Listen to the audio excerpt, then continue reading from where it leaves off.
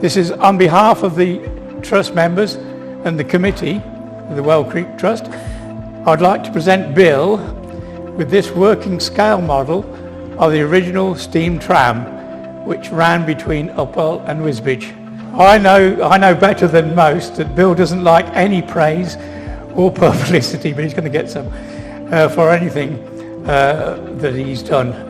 But we all feel that it's time that we must try to honour him in some way for all his work, determination, commitment and leadership that motivated the completion of the 6 wonderful mementos along the route of the old Upwell to Wisbech tramway.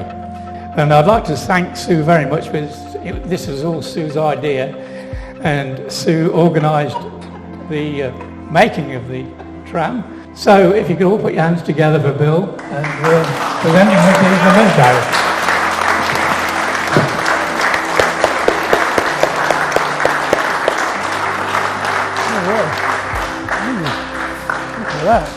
Bill, for an engineer, something to do with your spare time.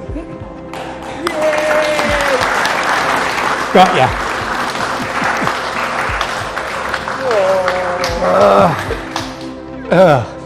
All I can say is thank you. You deserve it. Yeah. Hey!